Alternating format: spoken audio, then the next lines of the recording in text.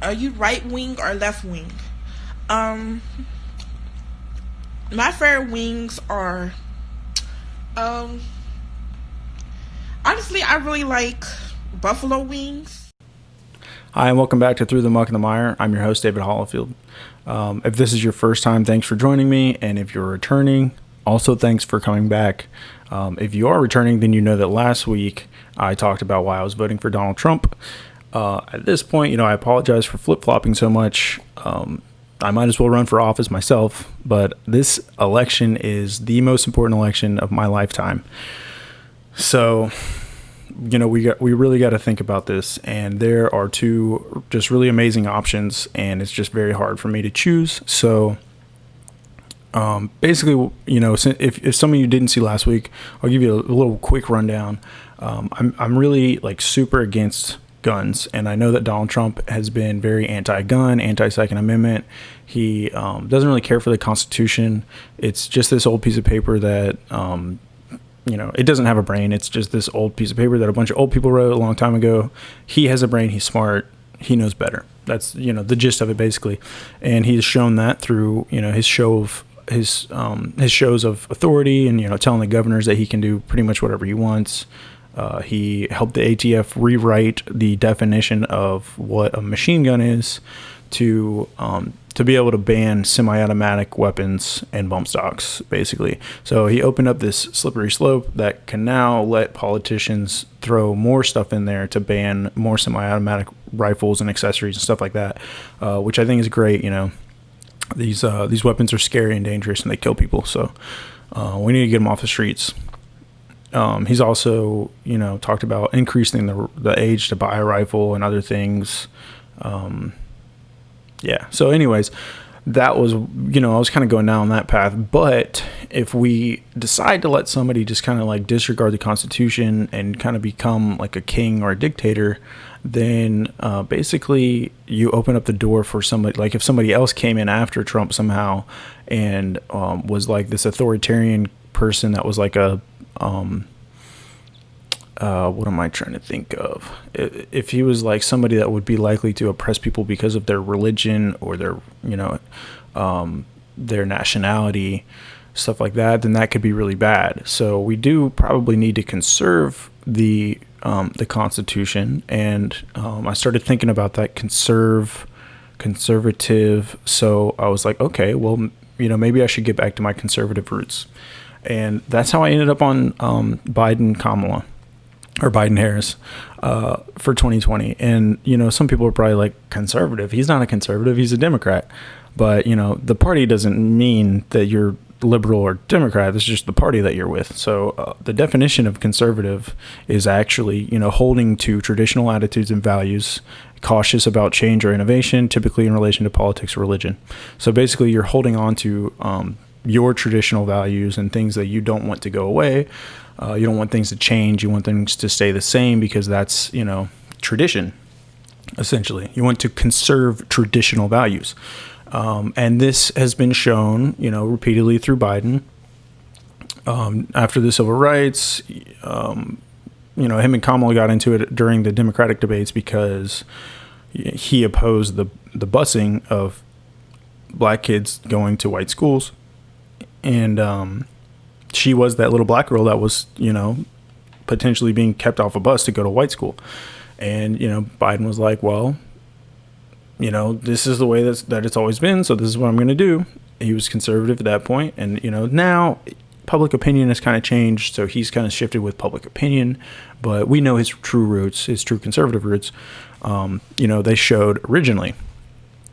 And speaking of public opinion and stuff like that, I made my own graphic. So please let me know in the comments if you like this.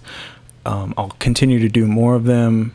I put a lot of time and effort into this. So if you like them, I might open up an Etsy shop and start selling them. But basically, so peer pressure, public opinion, basically the more America says that we need to give certain groups more rights, the more likely that a politician like Joe Biden, who's a conservative, will eventually say, okay, I guess you're right.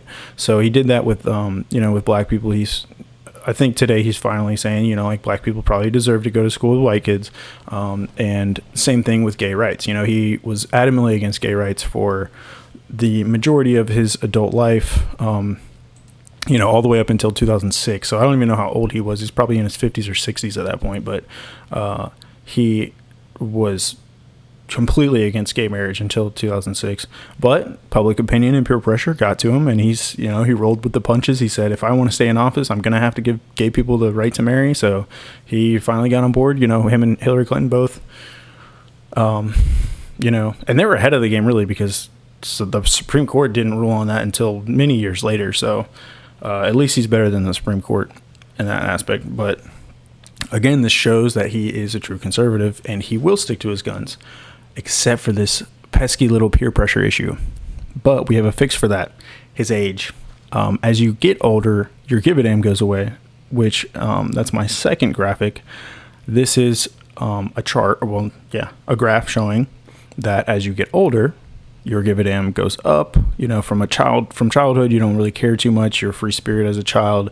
As you get into your teenage years, your 20s, 30s, 40s, 50s, things happen, like you have a family and you have a job and things like that. So you kind of have to start caring more about the world around you. But then you get to like retirement age, and you already have your money and you have your values set already. So you're set in your little bubble and you're set in your ways, and your give a damn goes away, and you just want to do things your way. So I feel like that's about where Biden is. And I think that's evident because he's getting back to his tough on crime days, his legacy, his true political legacy of tough on crime. And that's, that really is his legacy. Oh, by the way, there was a third option. There is a third candidate. Her name's like Jo Jorgensen or something like that. Libertarian Party. They're trying to do they want to keep us out of like regime change wars, and they want to end the war on drugs, and they want to give everybody rights. They want to protect gun rights and abortion rights and immigration rights, and they want to end qualified immunity for police officers. They want to end victimless crimes. All kinds of stuff. They basically want to reverse everything that Joe Biden did, which obviously is a terrible idea. So, and plus they're not a Democrat or Republican, so I'm not going to vote for them. Even if they do have even if they had the best policies, I wouldn't do it because they're just not in my party. So, but anyways, back to Joe Biden. So he has gotten to that point, that age where he doesn't care. And he's going back to his tough on crime. And here's what he said, condemning Black Lives Matter and Antifa. Rioting is not protesting. Looting is not protesting. Setting fires is not protesting. None of this is protesting. It's lawlessness, plain and simple. And those who do it should be prosecuted.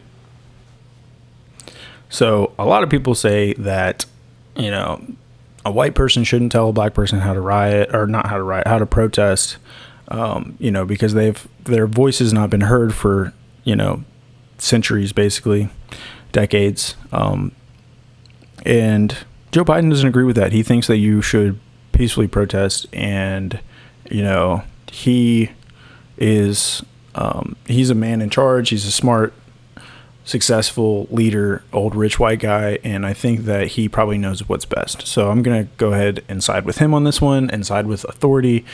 At the end there, he brought up prosecution, and what a coincidence, he happens to have a VP that is one of the best prosecutors in American history. She is a strong pro-police, pro-authority record, and she is very good at prosecuting minorities, even for victimless crimes such as smoking marijuana, having marijuana, stuff like that. So no doubt in my mind that they are going to drop the hammer down on Black Lives Matter and Antifa, which they deserve it because they're destroying America, burning down our cities. So I'm definitely, excited for that. I hope he wins, and I hope that they get to maybe even write new legislation that creates more laws, that creates more punishment, harsher punishment, maybe make mandatory sentencing harsher, maybe create more victimless crimes, and maybe give police more authority to abuse their power. Because, citizens just like don't behave these days. It's like people don't get spanked anymore, so they think that they can get an attitude with the police, and that's just stupid. So we need to correct that by punishing them, and it's pretty evident that the answer is more cops and more laws and more jail and more prison, because if you look at statistics, our incarceration rate is through the roof, our drug usage rates are through the roof, our drug overdose rates are through the roof. So, clearly this is working. We need to just lock up more people and keep them off the street. That they'll get a free meal out of it. They get three free meals a day. They get a warm bed, all courtesy of taxpayer money. If they get out, if they if we don't increase it, the likelihood of them getting like a life sentence per se, when they get out, then their recidivism rates will go up, and they also will be more likely to use drugs and overdose on drugs. So that also helps get rid of them. So we're getting rid of a problem here, basically. So those are all the good things about him. You might be thinking, yeah, I love Biden, I love these policies, but he's getting old, and his give a damn goes away, but so does like his ability to speak sometimes. And that's the one critique of him, and saying that he's like hiding in a basement or whatever. That's another critique. But I think that he's doing it on purpose. I think that he's being smart. They say good publicity. Any publicity is good publicity, but he's letting Trump take that route. Trump looks like an idiot all the time. He's on Twitter and, just constantly saying stupid things. So Joe Biden doesn't want to do that. Joe Biden has like 40 years worth of political legacy and, kind of material that the media already could use against him, so he doesn't want to give him more. They could already talk about his like two failed presidential elections. One of them, he got in a whole bunch of trouble for, he kept plagiarizing speeches and not giving credit to the people that he was copying. And then obviously, the crime bill, 94, some people say that's a bad thing, but I think it's a great thing. And obviously that's what we're trying to go back to. And then other than that, he has a lot of media gaffes where he just can't speak a full coherent sentence, just like I'm doing right now. But Donald Trump also does the same thing. So I'm not really too worried about it. I think that we should just rally behind him, get back to our American conservative roots, maybe come up with a good slogan for them, like Biden, Harris.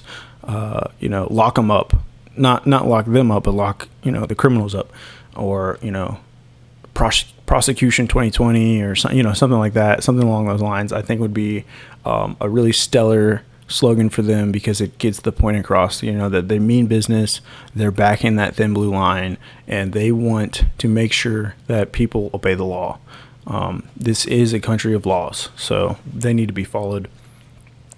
And other than that, lock them up 2020, vote Biden. Thanks for watching. Leave your comments below, and I will try to respond to them. And also remember to let me know if you like my drawings, because I will sell them if you do. Thank you.